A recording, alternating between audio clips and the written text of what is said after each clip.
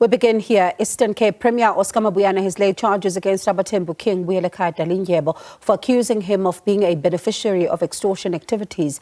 Dalindyebo made the comments during a public meeting dealing with extortion in Mthatha.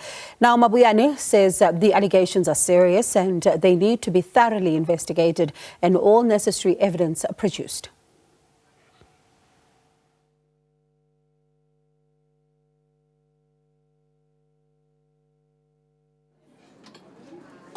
One sebenzela abaprimi are actually did you Oscar Mabuyane can prove it in any court. Is a beneficiary to Mareka's stupid actions.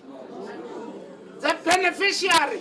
We are actually the people who are leading this campaign to deal with this problem and inspiring hope and confidence in our people. For someone just to do that, we take it as a diversion. It's an attempt to distract us, not to focus on the real issues. But we don't also want to take our eyes off the issues that are happening there. That's why we want police to investigate. So MEC has opened the case already. I'm doing an statement, an affidavit to actually get involved in the case myself because my name has been there and I'm a premier. All right, we stay with this particular story now and speak to our reporter Fundiswa Mhlekude. Fundiswa, of course, listening to what the Abathembu King has to say, these are quite serious allegations, what the Premier also says he's not taking lightly. Has the Premier laid a charge against the Abathembu King?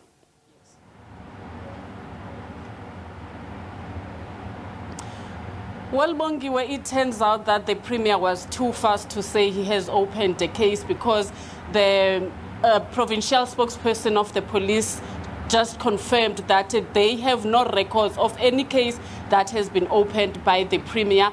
And they also confirmed that the MEC Mthatha has also not opened a case with the SABC. We also spoke to the spokesperson for the MEC of Community Safety, Mr. Makaya Komisa, who says that the MEC has not opened any case against the King. So there is no case that has been opened. As we heard that the Premier was saying that he is joining the MEC of Community Safety, Mr. Mthatha, in opening the case against the King. So the SABC has confirmed there is no case. They have no records of any case that has been opened against the King.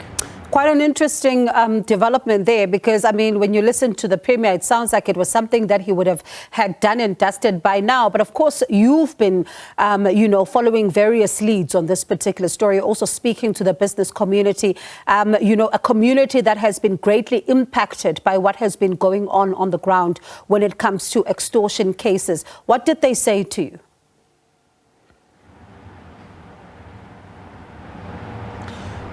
Well, the community members do not want to speak on this issue of extortion.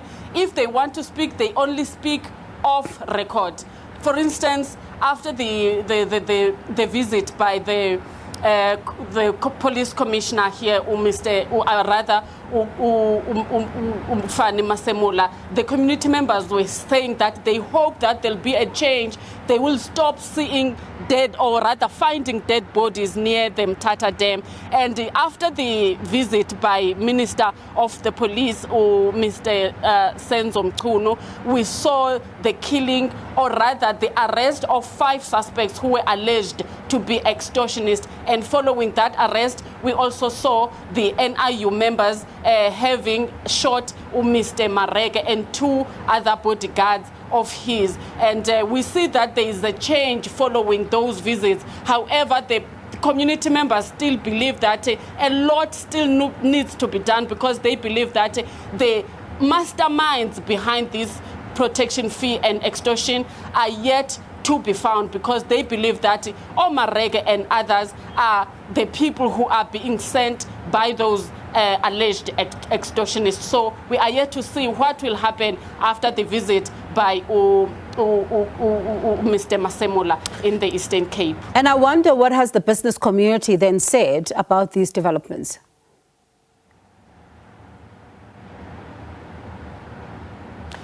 We have spoken to various members of the community, including social activists, including business people. the business people are saying that this extortion slash protection fee needs people to work together, to come together and fight this scourge, because they say, remember the 2021 looting that was taking place across the country? They say here in the Eastern Cape it did not happen because they got together, they included business people, they included ordinary community members, they included the taxi industry, and came together to say that is not going to happen in this area. So they say the community, rather the business people, they say if they come together and work against this, it will come to an end. And the social activist was saying that this is very deep. The leaders of the province need to come to the people and show them that they are leading in fighting this extortion thing. So we are yet to see what the Premier is going to say about what the allegations by the King mean, because it was not the first time, because when the Minister of the Police, Senzo Mchunu, came to the OR Tambo to listen to the people of OR Tambo, the King made those allegations. However, he left before the Premier could respond. So he has not been saying it for the first time when he said it after meeting the people of Mthatha West.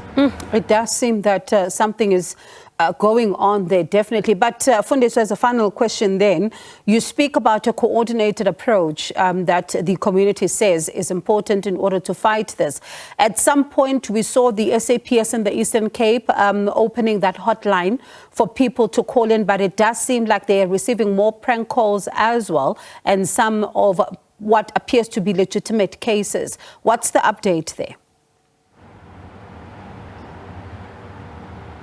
Well, we hear that already 36 calls were confirmed to be legitimate, because when they investigated, they found that there's been indeed some activity of extortion or protection fee. So they are working or investigating those cases. However, more than 1,000 of those were prank calls, as you rightfully said. But the police are still calling on members of the public to come and report. We also saw on social media some activists around the OR Tambo area calling on members of the public to come forward and report those, because they believe if they don't come forward, it will mean that this scourge of extortion or protection fee will not go away, will not be curbed, because they need to work together with the police in making sure that they arrest those who are involved in extorting money or rather demanding money from the community. And this scourge, Bongiwe, we hear that now it has escalated to salons in the CBD, because we just heard that some hairdressers at Madeira Street here in Mthatha have resorted to closing shop, as some of other businesses that have closed here in Mthatha, because they've been getting calls to pay those exorbitant amounts of money. And some businesses remain closed, as well as another school here called Efata School for the Blind. Parents have come to take their children to go back home because they don't know what will happen. And a construction vehicle that is inside the school premises has also been banned. So it's quite serious and bad what is happening here in Mthatha, Bongiwe. Sure. What you're describing is a dire situation there, Fundiswa. I mean, if salons are now having to close because of what is going on, it certainly is an emergency somewhat. But thank you so much for wrapping the day for us. That's my colleague there, SABC News reporter Fundiswa Mhlekude. And of course, we've reached out to the Eastern Cape Police, and they confirm that there is still no case that has been opened as yet, but they refuse to come on air, of course, to clarify a lot of issues around this. And at the same time, the Premier's office saying that they cannot comment further as this matter has now been handed over to police. So we'll continue to keep you updated on this particular story.